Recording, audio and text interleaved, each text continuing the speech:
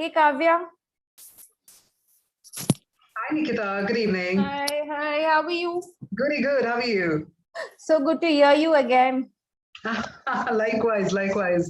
You're based in Bangalore? Oh no, right now I'm actually based in Mumbai. Oh, that's nice. How's the weather? Crazy rains? It's nice. In fact, it was raining in the morning, so it's gotten really humid, which is what Mumbai is always about. So I know. But you're not from Bombay though, originally. I'm originally not from Bombay. I'm from Andhra. Hyderabad. Kakinada. So it's a small town near Vizag. So yeah. I know. I studied in Hyderabad. Oh, lovely. Very nice. Yeah. Amazing. So I was there for good, I think, till 2007. I moved to Gurgaon only in 2007. Oh, lovely. So then we have a lot to talk about, right? From the food, everything. True. Wonderful. I was in Hyderabad for about a couple of months in Bowenpalli, the Air Force hostel. I was there for a couple of my studies, but yeah, that's about it. Yeah, but okay. I love Hyderabad. Awesome. It's nice. I think all the everybody, all the Go Trippers are joining one after the other. Interesting. Yeah, because we have the session starting from 4:30, so I think all the way till 4:35, 40, we start seeing good attendance. And how's it been going the entire week so far? It's been exciting. I think day one we had a session on storytelling, the business of storytelling. I understand that you do that too, master storyteller and all of that. So it was good fun. Nice. And yesterday we had a no shop talk with Deep and Rajesh where we spoke anything but work. That was one hell of a fun evening. Nice. Today, of course, we have you and Mahesh joining us, and we'll end the week with we are Go Trippers. We love our drink. Some of us, of course, can't hold the drink, but that doesn't stop us from having it. Yeah. So we'll end the session with something to do with how do you make mocktails and cocktails and some fun trivia about it, where we'll have somebody coming and teaching them the tricks and tips of the trade. Interesting. Now that's an exciting session as well. That's really exciting. What a way to give cheers to the entire, week, to the entire program. Amazing. Lovely. In fact, at go-mmt, all of you have been part of every consumer's journey for that matter. For me, all my journey, all my travels, all been thanks to go-mmt. So I think it's amazing what the entire team is doing, So, of course, dynamics have changed in the last 1.5 years, but, the traveler in us never stops to grow. So, yeah. Lovely. Yeah, we have a saying at go-mmt. We say that you can take a tripper out of MMT, but you can't take the trip out of the Go Tripper. Interesting. That's good. I think all the Go Trippers are also joining in. Very nice. Some are nicely flashing all the virtual backdrop. We're loving our virtual backdrops, I'm guessing. The kind of experiments we get to do with them. Either we are on a beach side, we are on a mountain. Yeah, we are anywhere but home. Yeah, touche. Nice. Hey, now you have me and Ridhima. If you ever want to get a holiday book, then you know who to reach out to. Awesome. And you can't go out and tell it to anyone, but of course we'll offer you a great rate on the packages. Yeah, why do you think I want to share my secret with the others? I'm just gonna put up all those nice selfies, all those videos and reels, and let them connect with the entire team of go-mmt. But I'll get the secret sauce. I'll get the beautiful.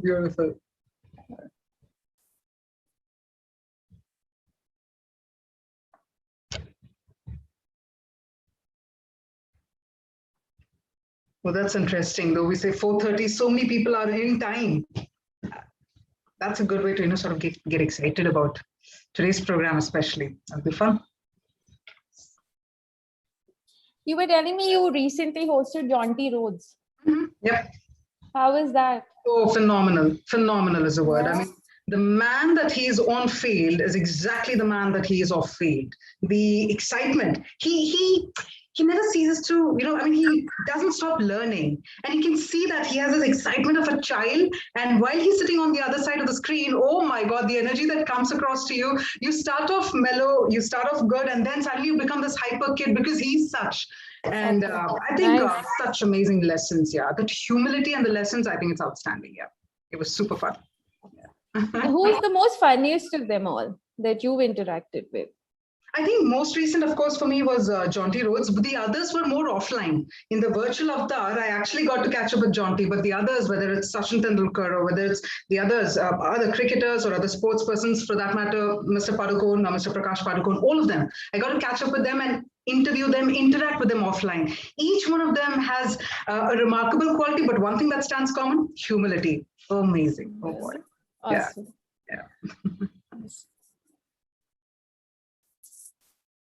Okay, the numbers are going up. Yep.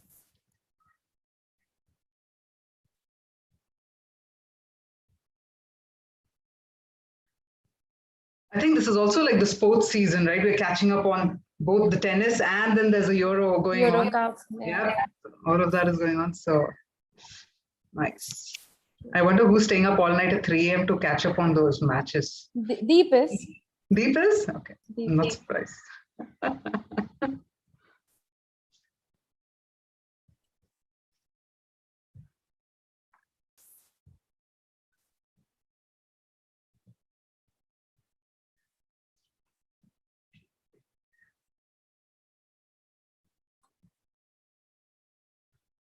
I'm just happily checking out everybody's virtual backgrounds.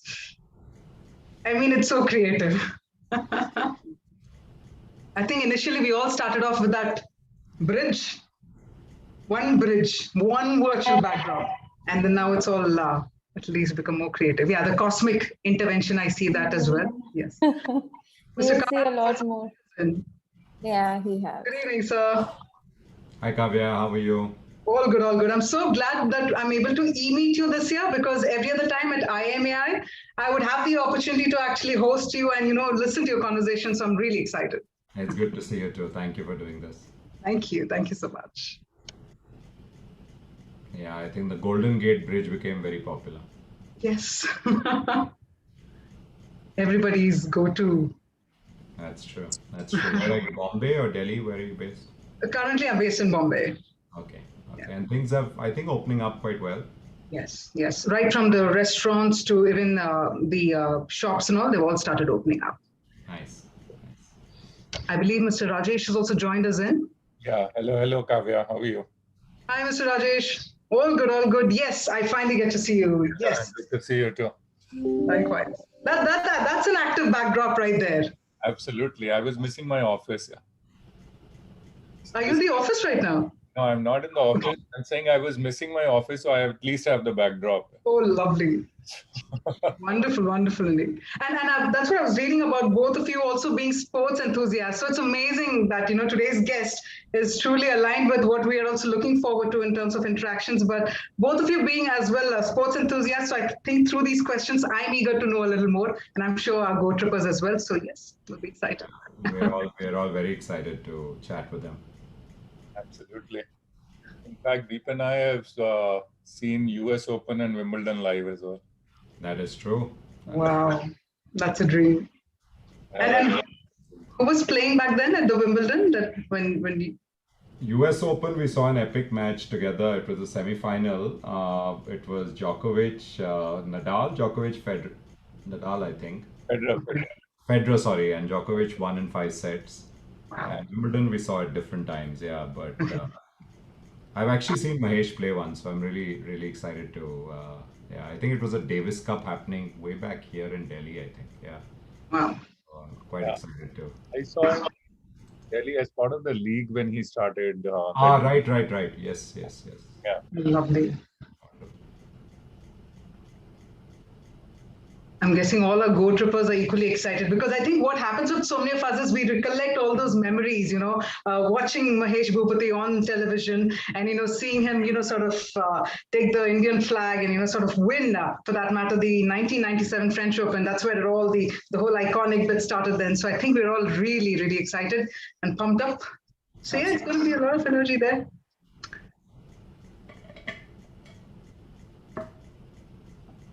as the catch, they don't know. I mean, when it comes to just showing the enthusiasm on a virtual platform, people don't know what the protocols are because everyone else is on mute. Yeah. So they want to do it, but they don't know how to do it. That's so true, Rajesh. In fact, I think the only way I get to realize that somebody is energetic is just with the smiles. When the smiles widen, I'm like, okay, yes, everyone's excited. But you're right. Apart from that, everything becomes like silent applause, and yeah, the body's still static, still right there. So true. Exactly.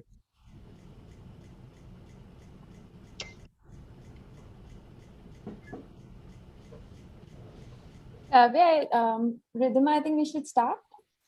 I think I saw him logged in already. I think he's on. Oh, I didn't realize Mahesh is that. Thought I saw him logged in. Oh, has our guest logged in, Nikita? If so, then I think so. okay. I thought so. Although his video was off, but I did see his name.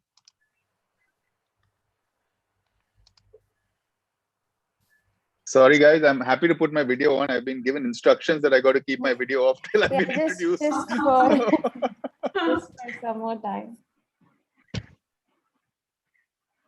All right. Now officially we can start. Yeah, let's start. So hello all, thank you for joining and welcome to yet another fun talk. So while we are waiting for others to join, let me set the stage for our host of the day. So I would like to invite Kavya Chavli. She is one of the renowned anchors in India live events industry, and she has hosted almost 1,400 shows across 15 countries for more than 500 brands.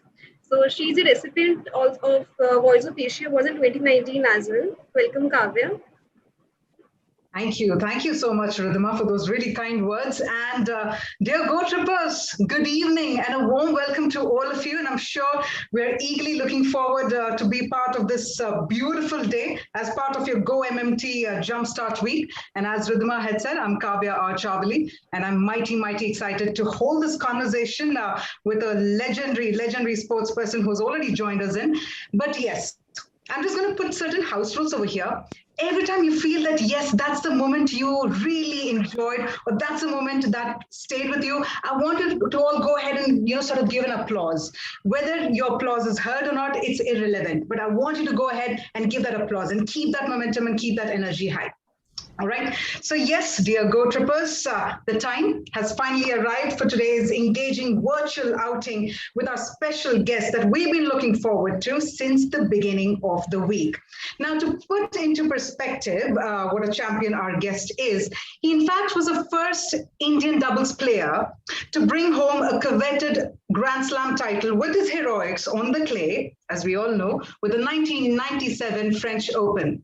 A Grand Slam medal tally going into doubles figures, and I'm sure when I say that, we're all smiling, beaming with pride and enthusiasm. And as we see the name, Mahesh Bhupati, that resonates throughout the history of Indian tennis. A representative of the nation in 5 different Olympic editions and countless titles to his name. Ladies and gentlemen, Go Trippers, can we just have a nice round of energetic applause at the comfort of your home, staying safe, staying healthy, and let's hear it for Mr. Mahesh Bhupati. Hi. Hello. Hi, Mahesh. Thank Thank you so much for joining us in here. Thank you for having me. I Excited believe to be here. Can't yes. believe. That's right. We managed to put you on spotlight here, right here on Zoom as well. Thank you very much for joining us this evening, and thank you for being part of this amazing go-mmt Jumpstart Week.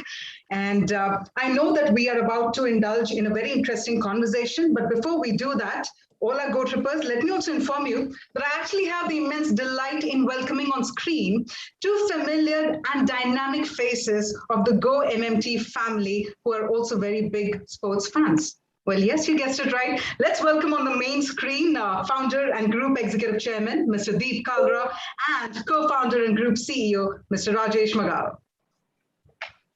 So yes, let's have both of them on the main screen.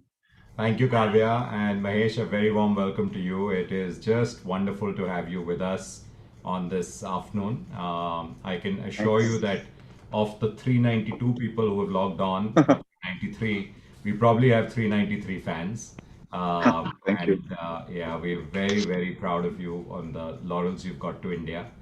So thank you for that. I think that means a lot. And just as we are at the cusp of the Olympics, I think that means even more. So Yeah, thanks a thanks. lot, and yeah, awesome to have you here. Thanks a lot. Beautiful, Looking beautiful. forward to this. Yeah. Very How did excited, Mahesh, and warm welcome, and looking forward to the session. Same here, same here. It's 400 people. How many are we expecting? It's climbing every second year. Yeah, the capacity I think of the Zoom goes up to 1,000, but we are also doing this for the rest of our colleagues. So including all our brands, Make My Trip, Redbus, and Go Ibibo, we are over 3,000 people. And Nice. so I think, unfortunately, Zoom can't take more than 1,000, and all the other platforms we've seen, they just don't deliver the same Yeah, quality. quality. Yeah, Yeah, but everyone who's interested will be able to see it. So let's see. nice, nice. Well, All right, so congratulations I- first on all your success. Thank you very much. Thank you. Okay, sorry about that, but I'm just going to quickly intervene over here because I believe Rajesh will join us again in the conversation towards the end. But first up, what we're going to do, Go Trippers, is probably set the tone between Mr. Deep Kalra and Mr. Mahesh Bhupati. So let's probably start off the conversation with that segment, and then we will move on to the next segment of the program, and I'll take you through this amazing conversation in a short while. So with that, Mr. Kalra, over to you. Thank you again, Kavya. And so many questions to ask, but I want to make sure that we have the professional host do all the asking. But a couple of questions, and I had to think very hard how to prioritize them. Yeah. So I guess Mahesh, having brought a lot of fame, a lot of glory to the country, and now being the father of a fast-growing child.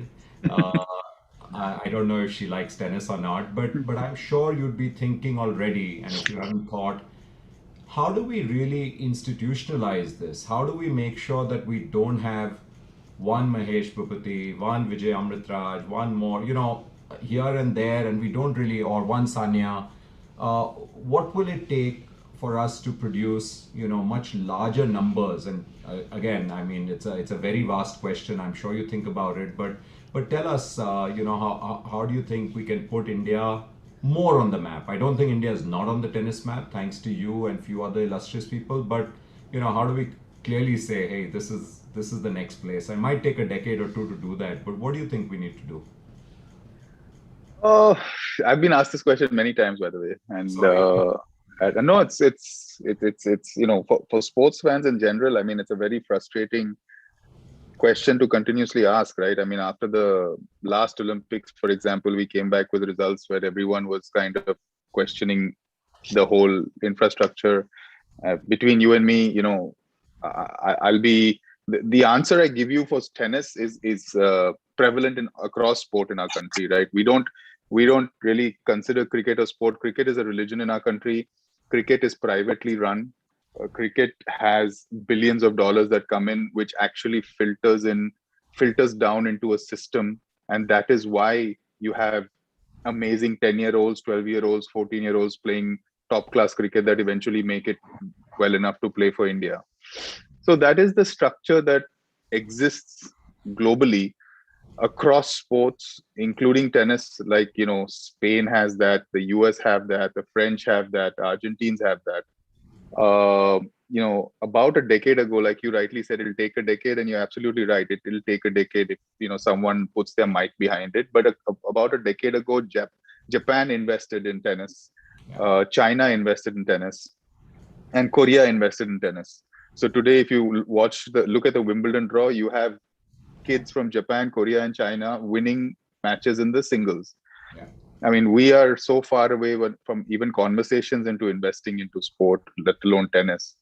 So, when you have champions like a Leander or a Sania or a Bajrang Punia or a PV Sindhu, it's honestly, I think it's a pure miracle. You got to, in the ecosystem of sport in the country, I think you have to single out Gopi Chand. I mean, Gopi is a different animal. He wakes up at 4:30 every morning. He's on the court at 5. And he's been through his passion, literally been able to put 18 hours a day into the sport. He's been able to raise money privately. He's been able to now because of his success, government is giving him whatever he needs, because he's created this amazing ecosystem of being able to produce world champions, not national champions, right? And I just wish people could take lessons from that, because all of us are sports fans. We'd love to come back from the Olympics with 20 medals, but that's just not reality. Yeah. Okay. No, I appreciate that. And just one more, and then there's, I'm sure, lots that Kavya has planned for you and others. You know, there was a time we were very good at singles too, and legendary games of singles, of course, heartbreaking kind of.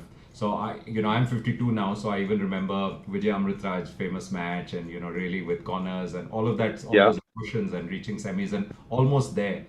But then something happened where we established ourselves in doubles. Yourself, My fault. And so what is it? And I think doubles is a very exciting game in tennis. It's super fast. I've actually seen you live. I've seen Leander live at the Australian Open. It's an amazing game, and you were the first to get us a Grand Slam in doubles. So, it's not easy, because you have collaborated and partnered with different people. I mean, I was reading up, of course, and it came back the Japanese lady with whom you've won the Grand Slam. And how does one do that? Because it might be almost tougher to become a doubles champion, because you are dependent 50% at least on someone else, than to be a single. So how did that thought process, and how did you make that switch? How do you find a doubles partner? Ideally, you find someone who can complement your weaknesses, right? That's the first step. I was always a strong backhand court player, at court player. I always needed to find someone who understood, the nuances of being top class on the forehand court. How did I find Rika Hiraki to play mixed doubles with me in 1997? That's a total different story. I mean, in 1997 at the French Open, I was a relative unknown in the tennis world. I was ranked 55 in the world, and I had never played mixed doubles in my life. So I was literally hanging around the sign-in few minutes before it shut, dreaming about finding a partner. And it became so embarrassing that I told my coach I'm leaving. I'm going to get warmed up for practice. So 10 minutes into practice, my coach, Rico, at that time, came running towards me and says, "Hey, I found your partner." I said, "Who is it?" "Oh, it's a Japanese girl. She's ranked 27, but you got in. So guess what? You're going to make another $1,500. So just be happy." And yeah, it just happened that, we kind of struck a chord after a couple of very, very close first round matches. And after that, we got better with every match. Fantastic. What a story. Okay, I'm going to stop here, and there'll be many more to follow. So I'll be keenly hearing every word that you say. Thank you very much again. Sure. Thank you. Thank you. Thank you very much, Mr. Kalra. In fact, your second question actually got us to find out something that even Wikipedia could not tell us about, that entire 1997 win. So thank you so much for that. And thank you so much for initiating this beautiful conversation.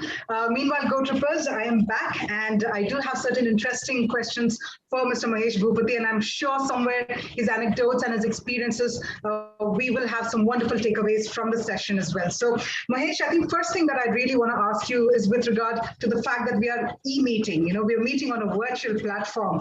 Everything suddenly changed from Vision 2020 that we all set for ourselves to, just suddenly everything changing in the last 1.5 years. So how is it that you have managed to cope with whatever has happened in the past 1.5 years with regards to your day-to-day life as well as your family life?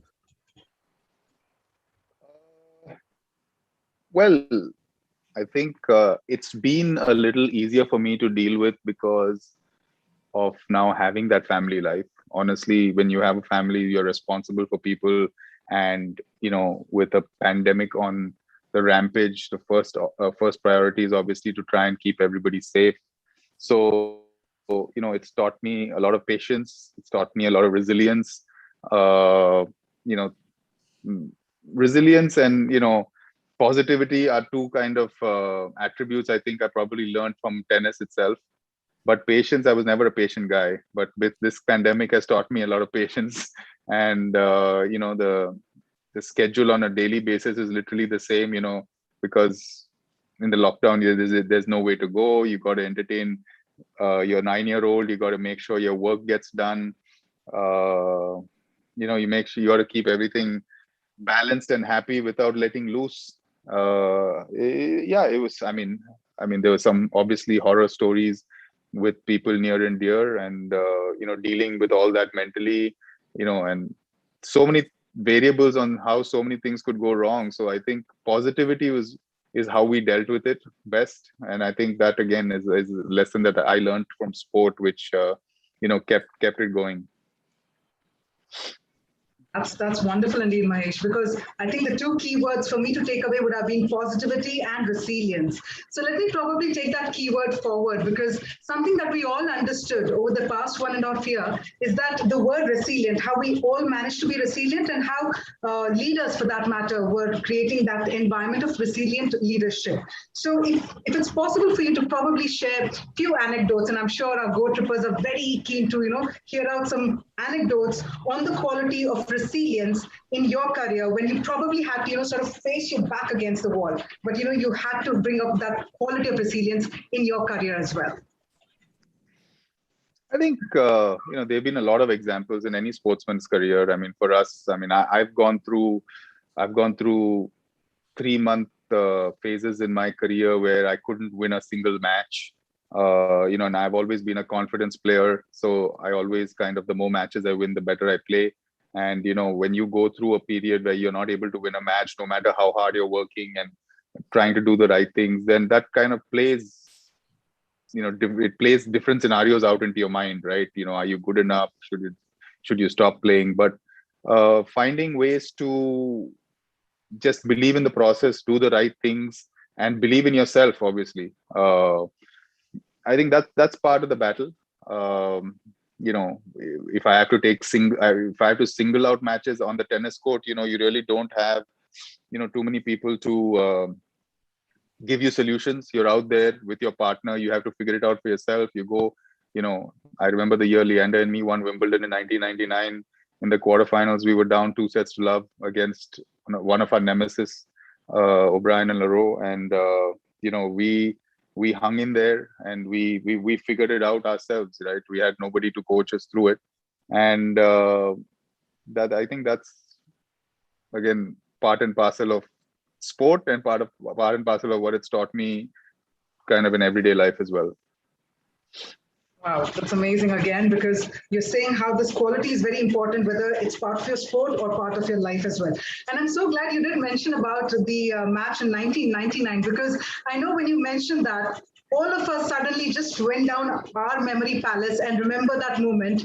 And because I will admit one thing for sure is every time somebody says the name Mahesh Bhupati, there will always be that Indian flag standing next to you, because we always remember you as someone who's carried the Indian flag wherever you played. And you've also been so extremely successful. Every time you've played, you made that mark. But let's rewind it all just before the success. Let's take it back to the Mahesh Bhupati before we even knew of. How did it all actually start for you? How did it all begin? What is it that made you fall in love with tennis? Because I read somewhere that in tennis, love means nothing. And I'm talking about that score out there. But I really want to know, what is it that made you fall in love with tennis? And what is that exact moment that decided that, yes, I want to be a pro? So I don't know. I mean, I can take you through the journey. I don't know if there was definitely no love at first sight moment here. When I was 3 years old, my dad was a tennis player in his own right. Unfortunately, he had a car accident. He broke his arm, and that was the end of his career. So I think at that point itself, he decided that whoever his firstborn was going to be a tennis player. So when I was 3 years old, he put the racket in my hand and started taking me to the tennis court. So I never knew of anything else except tennis. I think the love actually came in when he took me to Wimbledon when I was 13 for the first time. I think, I was already playing tennis very often, but when I walked into Wimbledon, I watched Becker lose in 97 after he won 2 years in a row. And just being at Wimbledon, which is the most special place in the world for every tennis player, was incredible, and the dream was to hopefully play there one day at that time. So that's where it all manifested, rather, as in while you were in the process, while you were playing, that's where it all began. But were there moments where you ever wanted to quit and say, no, this is not what I really want to do? Were there ever such moments in your life? Because that's what you already began with as a 3-year-old toddler. But were there ever any moments where you wanted to quit? Yes. I mean, I can't tell you how many there were because there were numerous occasions, but there was, I think, when I was younger, a big influence were obviously my parents, who didn't allow me to, because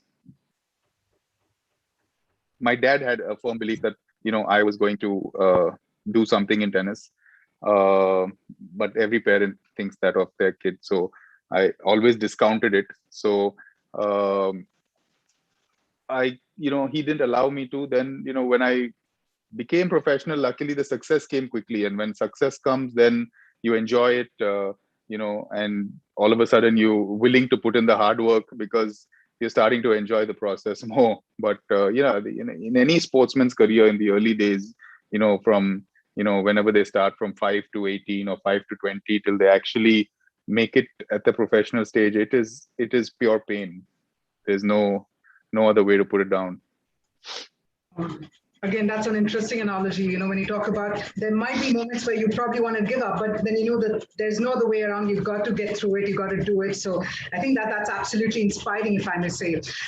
Let's probably move on and let's go to the favorite moments, ranging from your favorite event, playing surface, or for that matter, your most memorable win. But something that we really want to find out, and I will probably be extremely shameless when I say this, is I really want you to probably share with us one of the funniest incident that ever happened in your life, Mahesh, because I'm sure everywhere else on Google will get to know a lot of other details, but one funny incident according to you that probably happened, be it on the surface, that is on the court, or off the court, something that you'd like to share with us.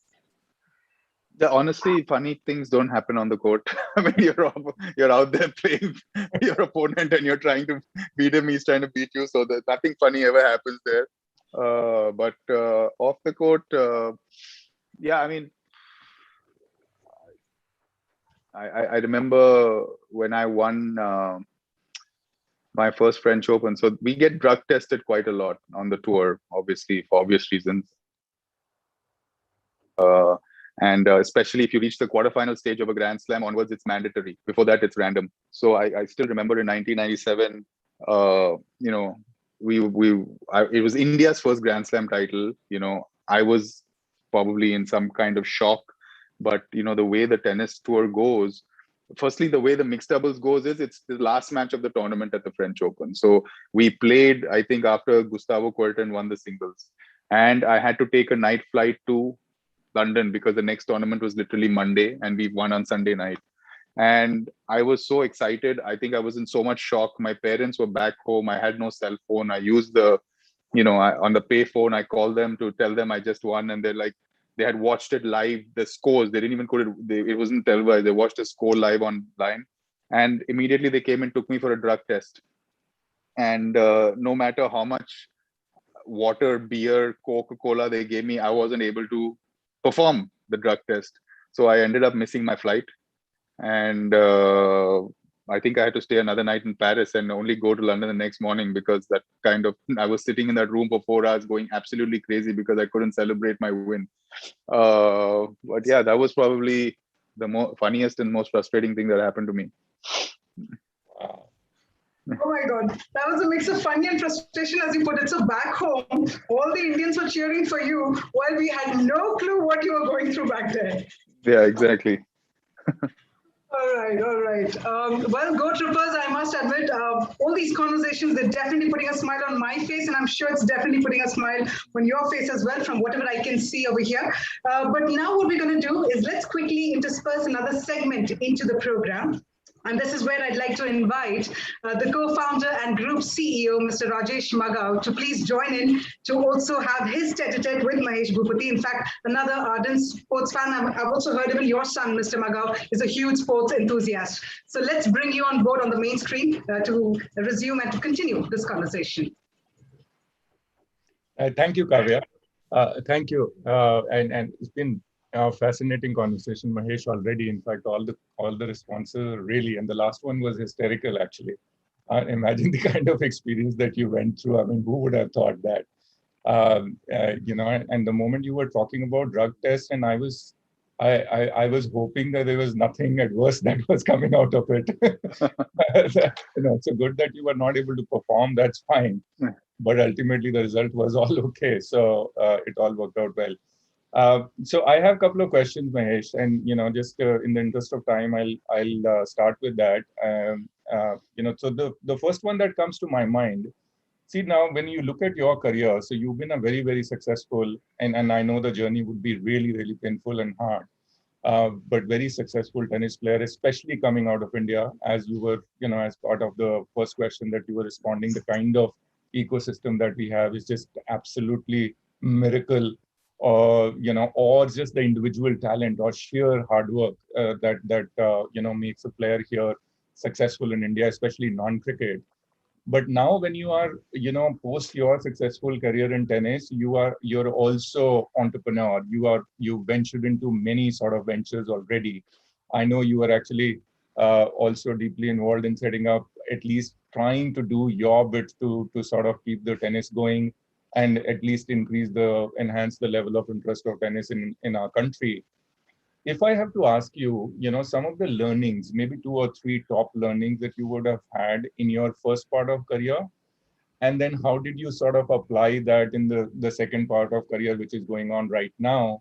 Because at least from my personal, because I draw a lot of learnings and inspiration from a lot of the successful sort of sports players, and I see a lot of the correlation, or when we sort of see the environment, when you're running an organization or you're running your own business, and in generally in the corporate environment as well. So there are a lot of the learnings that one can draw, and I'm just keeping the interest of the audience in mind. I think it'll be very good from you, who's sort of having now both sides of learnings, that what exactly that you learned, 2 or 3 that you applied in the second part of your career as an entrepreneur. Yeah.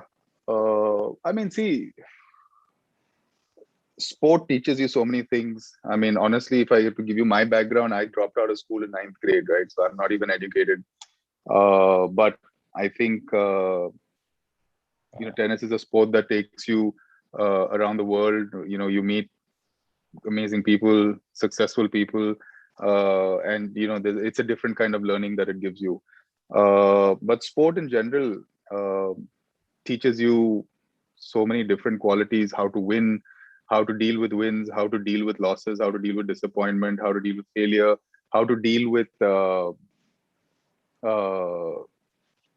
success, in not letting success go to your head. You've got so many different stories. I think the one thing that stands out for me is teamwork, right? For me, tennis is an individual sport, but if the team around me, and I go as far back as my parents being on my team, right? Like I said earlier, if they allowed me to give up, then obviously I wouldn't be here talking to you guys today, right? And I see that every day, literally, right? I mean, we've been running tennis academies across the country for years now, and kids love the sport. Kids get to a certain level, and all of a sudden, parents say, okay, 10th standard exams, now it's time to pull the plug, because 10th, 11th, 12th are the most important part of your life before you move on to bigger and better things, right? And you can see the disappointment and the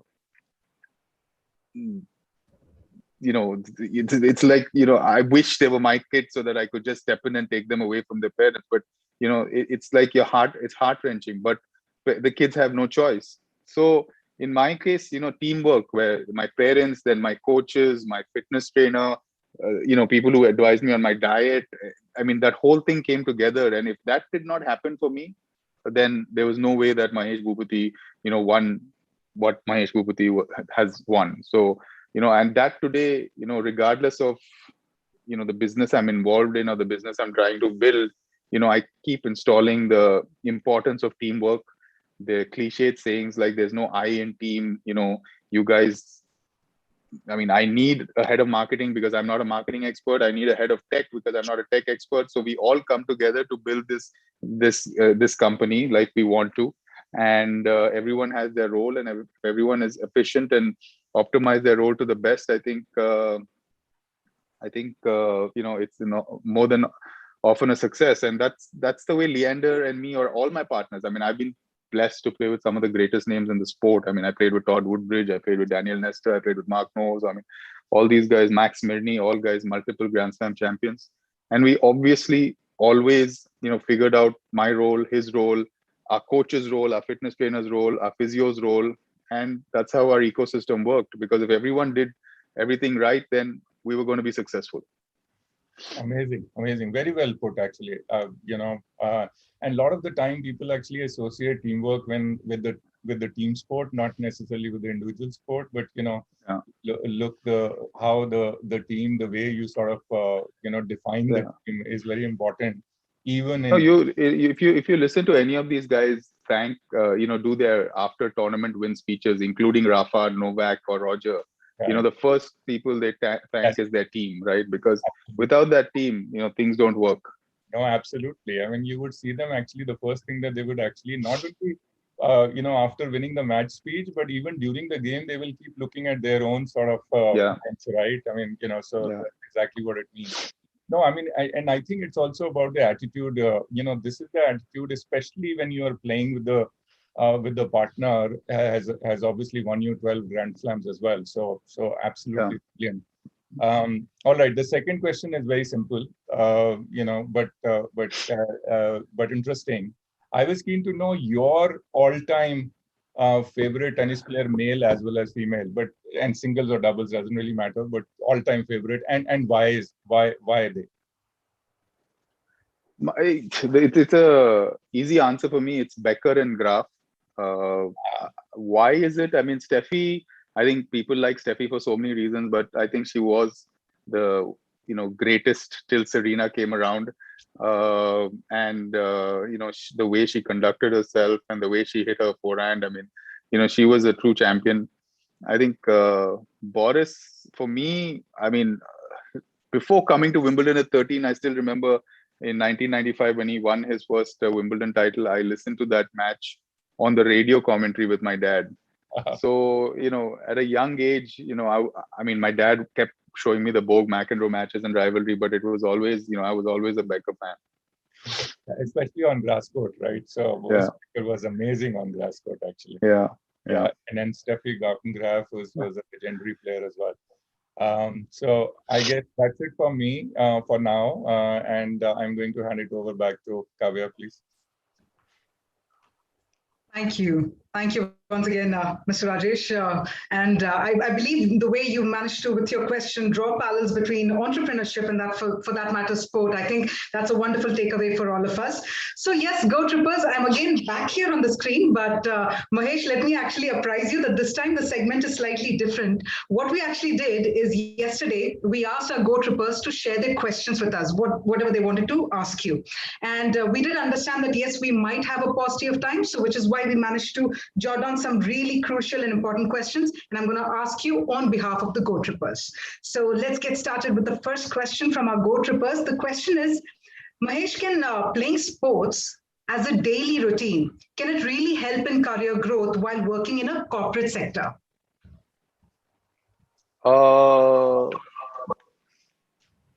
That's a tough question. If you're already in the corporate sector, I think playing sport helps in being fit. But I encourage parents to put kids into sport, even if it's recreational, because they learn so many different things, right? I mean, A, you be active. T, you learn. You're competing. Regardless if you win or lose. 3, you're learning about teamwork. So when you're growing up in school, I definitely encourage sport. But obviously, if you're already working in corporate, I think sport is great for daily active lifestyle. I think that's so true, Mahesh. I believe because everybody who's working in a corporate sector, somewhere that fitness is the way forward, whether you want to have a sound mind working towards any goal. So yes, playing sports as a daily routine is really helpful. That was the question answered. Let's move on to the next one. And this is again, I think it's one of my favorite questions, Mahesh, because we're talking about, again, teamwork, how teamwork makes the dream work. But in your case, however, with doubles, and mixed doubles, you had to trust your partner.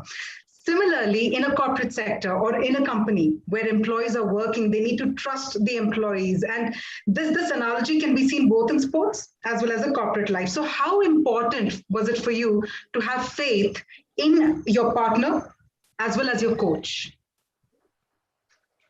I think it's 100% required, right? I mean, if there's even if it's not 100%, if it's 99%, it's a dangerous line you will cross, because anytime, more often than not in a match, things are going to go wrong, right? You're never going to win 6-2, 6-2. You're going to have to fight tooth and nail to win any match. And if you don't trust your partner 100%, regardless of the occasion, regardless of the opposition, then there's no way you're going to get through it, because you'll find a way to pin the blame on him or vice versa. So, trust is 100% required. And honestly, I tell my team today also, because, when I got my sales meetings, this guy is saying, a modern trade didn't deliver, modern trade saying online didn't deliver. I said, boss, we are a team, right? If everyone delivers or doesn't deliver, we are doing it together. So I don't want anyone to point fingers. And you got to trust each other completely. Wow.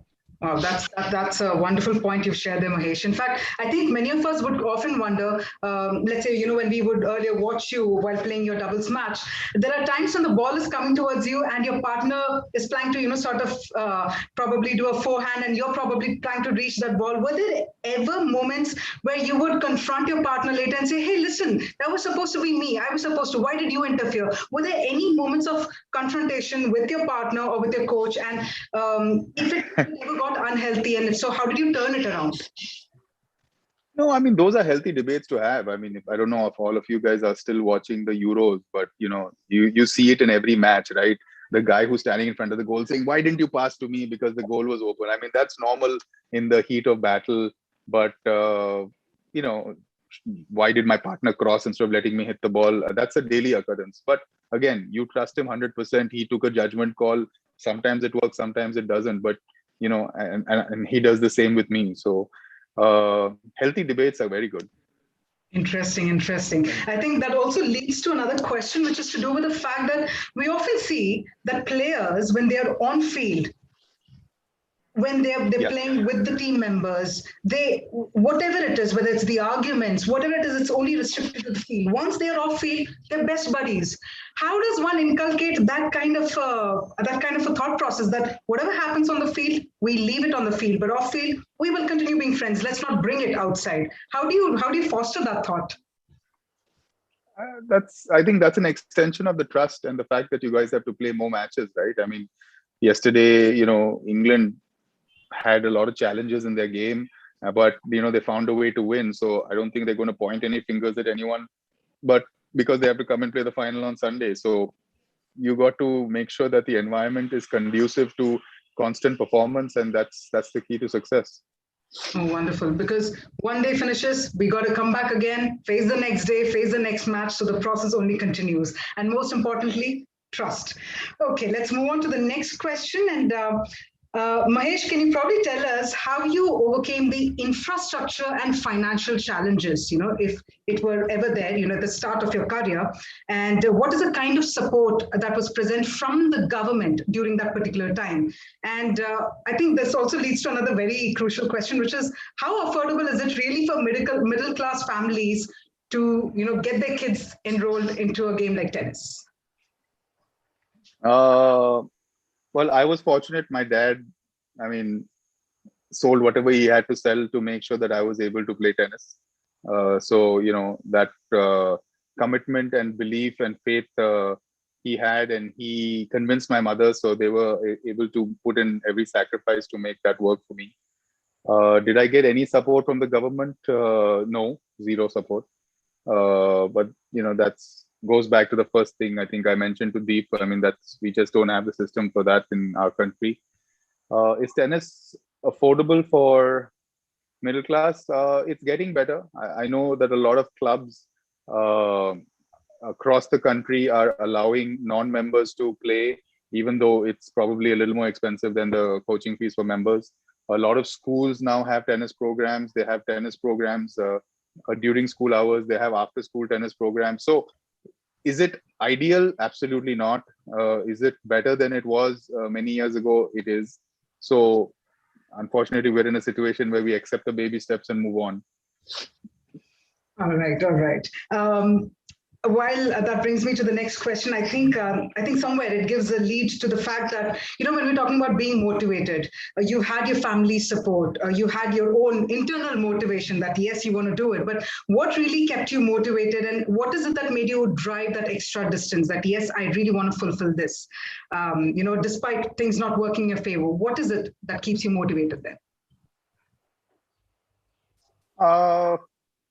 I think it has to come from inside of you, right? I mean, if it's not coming from your deep within, then it's very hard to keep yourself motivated, no matter how much somebody else pushes you, or no matter how much someone else tells you how good you are.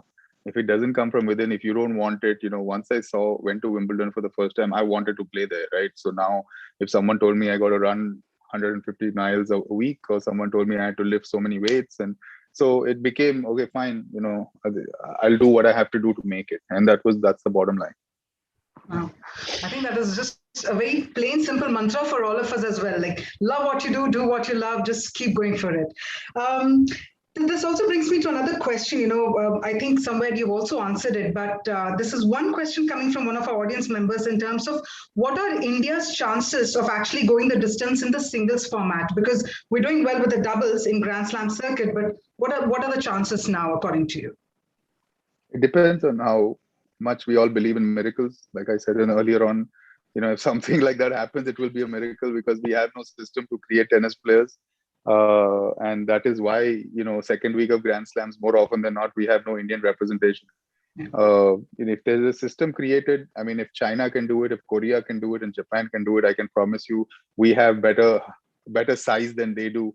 And tennis requires size. So we can do it, but that system needs to be put into place. Wow. I think that's absolutely an honest perspective you're getting. There's no filter to that, if I may put it that way. That's amazing, Mahesh. Thank you for sharing that. I'll come back to another question, which is, what's your memorable win in your career and how did you celebrate it? There are so many wins, so many that we closely associate with, watching you. But what was your most memorable win? I think it would have to be 99 when we won the doubles at Wimbledon. That was definitely the special one. Did we celebrate much then? No, we didn't. I actually get to celebrate it a lot more today than we did then. I mean, we celebrated our 22nd anniversary of that win on the 4th of July, but it feels actually better now, 22 years later. I mean, unfortunately, or fortunately for us, unfortunately, nobody has been able to do it from an Indian perspective. And it feels a lot more special now, honestly, than it did then. Wow. I'm very curious to ask you something, Mahesh. You said the last time, I mean, when you won this Grand Slam and then, you didn't have the time to celebrate it because of the fact that you were made to wait for 4 hours, and then coming to this win again, you really didn't have the time to celebrate. So which win did you actually go berserk, like go completely mad and celebrate? I don't know, professional athletes don't really do that, contrary to popular belief, because we take winning with a pinch of salt. And if we don't, then, we will get the bad losses. We won't be able to know how to deal with bad losses, right? So it's about learning how to deal with winning and losing pretty much as equal as you can possibly do. So, even if you look at these cricketers, right? I mean, if you ask them personally, did they really celebrate when they won the World Cup? I think you'll pretty much get similar answers. It's just that the euphoria that the media create and the fans create when you come home, it looks like, a big mela. But otherwise, they lost in the final against New Zealand. They probably, did the same thing that they do if they won the final, probably go out, have dinner and hang out as a team. Wow. I think that really answers us, Go Trippers, because we're busy thinking, hey, they must be partying right now. They must be having a lot of fun. They must be taking a break. But no, they're actually preparing for their next big match or their next big game. Wow. Okay. You know what? That brings me to another very important question and a very iconic question here, because this is about your iconic chest bump celebration.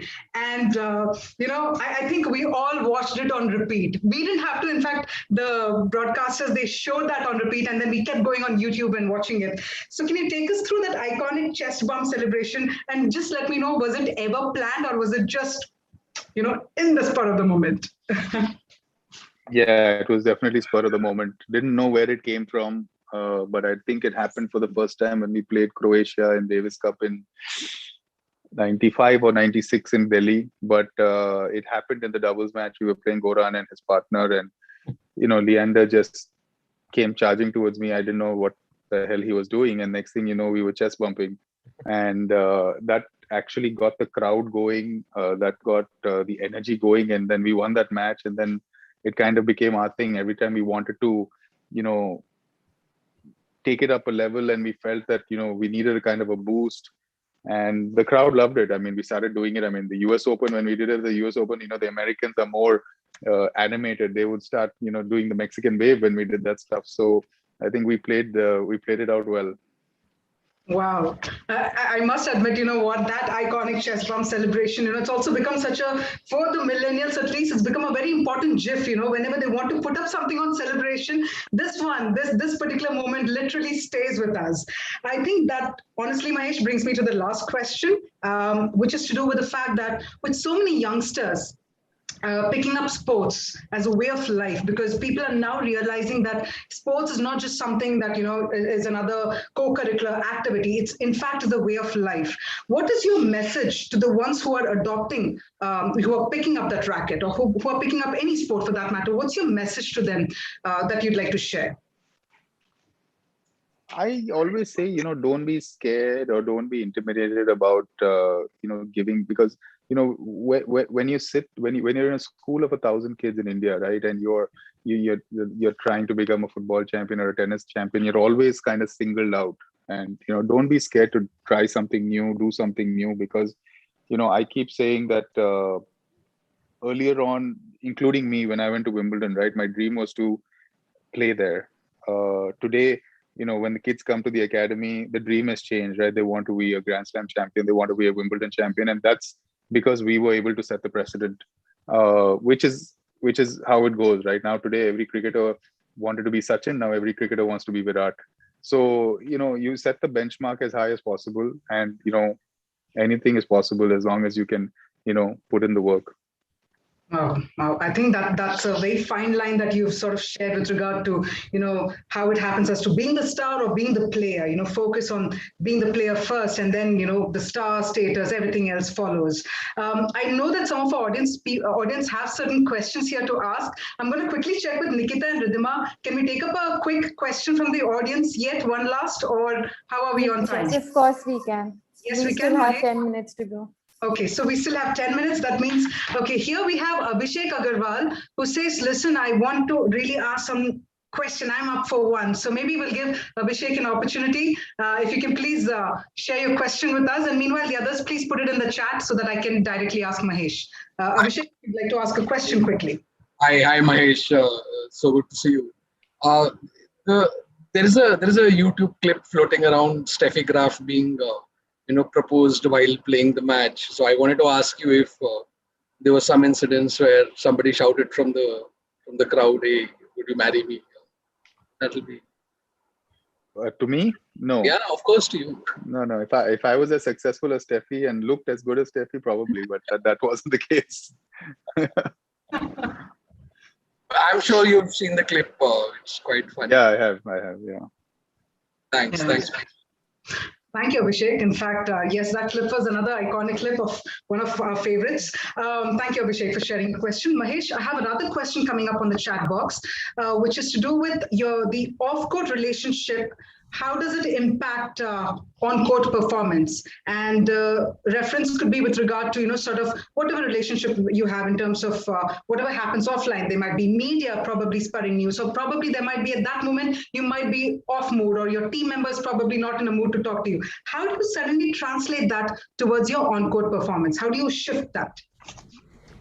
I think that's a tough one because it's case-to-case basis, right? I mean, for example, in the case of Leander and myself, it never really affected us once we got on court.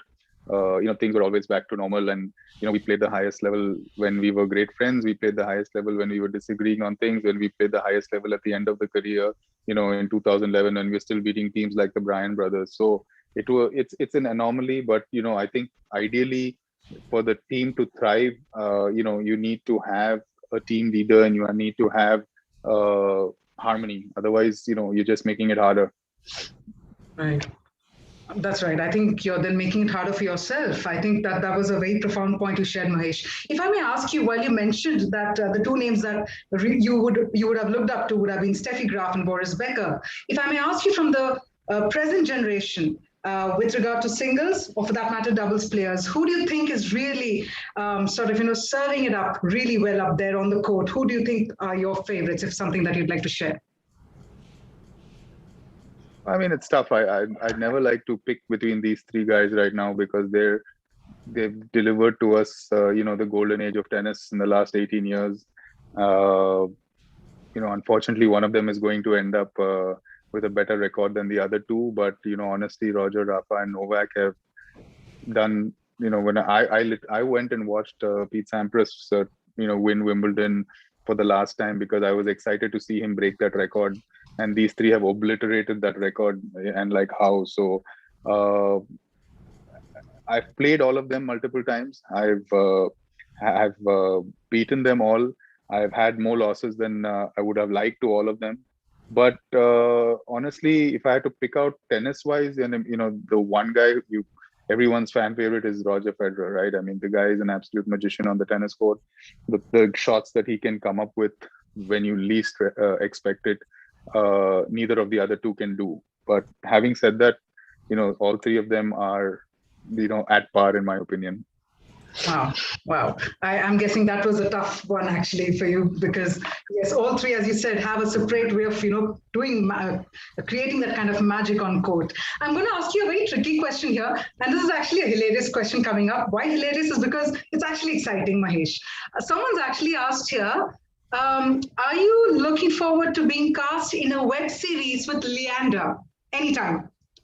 Well, we announced it yesterday, so there's nothing to look forward to anymore. Okay. We announced it today, I think.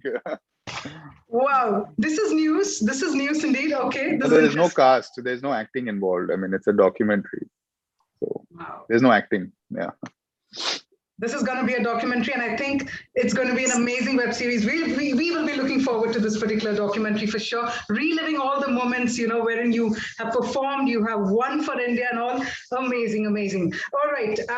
So let's probably come towards the end of it. And dear Go Trippers, we're almost coming towards the end of this particular conversation. I think, I guess one last question, and then we're going to call it a close. The question is, okay, who's your pick to dominate the ATP and WTA over the next decade? I don't think there'll be any more domination. I think the next generation after the Trinity right now is fairly evenly poised. I think, between Dominic Thiem and Tsitsipas and Berrettini and all these boys, there's 5 or 6 of them. I think they will share the spoils. And even in women, I mean, now you see so many different women winning Grand Slams all the time. I mean, if I had to pick one, Naomi Osaka, if she can get it all together and keep it all together, which is also a big challenge, she could dominate. But I think in the men's game, I think domination days are done. Wonderful indeed. You know what, Mahesh, I can't thank you enough for joining us this evening, for sharing these amazing anecdotes, your experiences, your expertise for that matter. All our Go Trippers, can we just have a round of applause? I know it may not be loud because mics are muted, but let's come together because I think what we witnessed was something really fabulous. I must thank you once again because, you have managed to serve up some really exciting details about your illustrious career at the go-mmt Jumpstart Week. And thank you once again, Mahesh, for joining us this evening. Thank you so much for your special presence with us. Thanks a lot for having me. Kavya, I'm going to just come in for 30 seconds. Mahesh, I can't help but thank you for your candor and your humility. I think that's really very charming. I didn't know that aspect. I've only seen you play and read about you. But I love the way you're just so understated, and I think lots to learn from that calm. So I'm going to now think of you as the Borg of Indian Borg. You're really cool and calm. That's a compliment. Thanks a lot. Thank you so much. Thanks for having me. Thank you. Thanks, guys. Bye. Thank you very much. I'm going to request our Go Troopers to please stay back, because Ridhima also has a couple of announcements coming for all of you with regard to the rest of the details, rest of the things that are in store for all of you. But with that, while it's time for me to sign off, I must thank you for having me on board. Thank you very much indeed, Ridhima. Thank you, Nikita. Thank you very much, Mr. Kalra, Mr. Magao, and thank you very much, Go Troopers. Hope you have a fabulous, fabulous time ahead. And Ridhima, Thank you, Kavya. Good show. Good show. Thank you, Kavya. You did an amazing job as well. Thank you so much. Thank you. Very good question. Thank you. Thank you, Kavya. Thank you again. Over to you, Ridhima.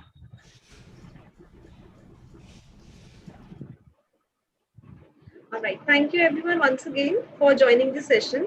As we know, the week is coming to close and Friday is approaching us. So, as part of us, I'm sure that part of us are starting missing night riders. So, hopefully, one day we'll go back there soon and raise a toast. But right now, let's do it virtually together to celebrate our Jumpstart week. And let's join for the session tomorrow with Karina. She is the founder of Giggle Water, to learn the tricks of hosting some of the best booze parties in town. So we'll see you there tomorrow with your favorite drink in hand. That is mandatory. Tomorrow at 4:30 p.m. All right. Cool. Thank We you. might have Kavya coming back here. I would love to say cheers with you all. Okay, thank you guys. Have fun. Thank you. Thank you. Thank you. Thank you, Nikita. Thank you, everyone. Goodbye.